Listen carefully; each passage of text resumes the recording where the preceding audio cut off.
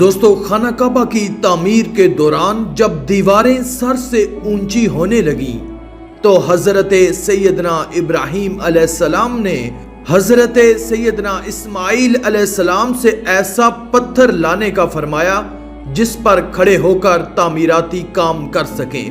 چنانچہ آپ علیہ السلام قریب ہی موجود دنیا کے پہلے پہاڑ ابو قبیس کی طرف تشریف لے گئے۔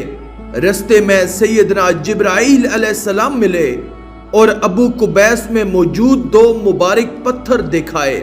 یہ پتھر حضرات سیدنا آدم علیہ السلام کے ساتھ جنت سے دنیا میں آئے تھے، لیکن حضرت ادریس علیہ السلام نے طوفان نوح کے خوف سے انہیں اس پہاڑ میں چھپا دیا تھا۔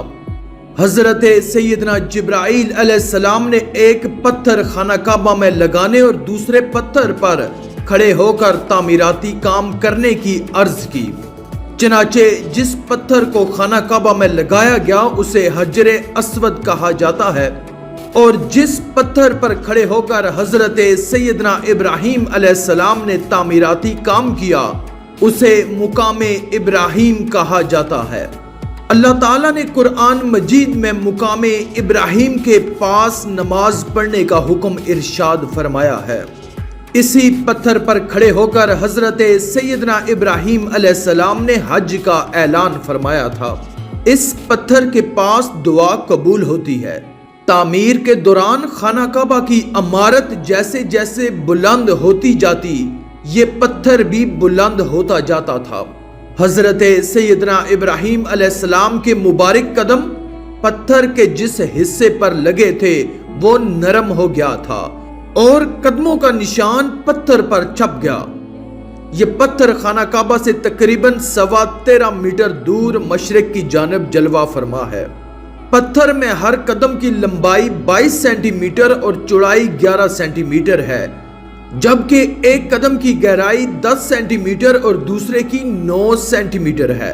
اب پتھر پر انگلیوں کے نشان نہیں ہیں، کیونکہ پہلے یہ پتھر کسی باکس میں محفوظ نہیں تھا اور لوگ برکت حاصل کرنے کے لیے اسے چھوتے اور چومتے تھے، اس لیے انگلیوں کے نشانات باقی نہ رہے۔ 20ویں صدی عیسوی میں اس پتھر کو چاندی کے صندوق میں رکھ کر اوپر ایک گنبد جیسا 18 مربع میٹر کا کمرہ بنا دیا گیا تھا۔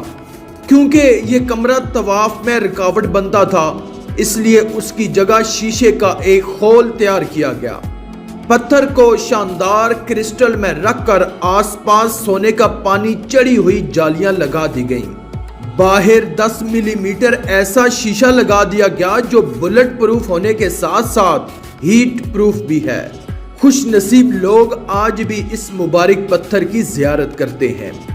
دوستو، جس چیز کو اللہ کے پیاروں سے نسبت ہو جائے وہ عظمت والی ہو جاتی ہے۔ ایسی جگہ اگر اللہ کی عبادت کی جائے اور دعا مانگی جائے تو اللہ اس عبادت اور دعا کو جلد قبول فرماتا ہے۔ جب اللہ والوں کے قدموں کے نشان کی عظمت کا یہ عالم ہے تو خود ان کے مبارک قدموں کا کیا عالم ہوگا۔ جس طرح اللہ کے خلیل حضرت سیدنا ابراہیم علیہ السلام کے قدموں کے نشانات کے قریب نماز پڑھنے والوں کو خوب برکتیں نصیب ہوتی ہیں، اسی طرح اللہ کے حبیب صلی اللہ علیہ وآلہ وسلم کے روزہ مبارک کے سامنے صلاۃ و سلام پڑھنے والوں پر بھی خوب رحمتوں کا نزول ہوتا ہے۔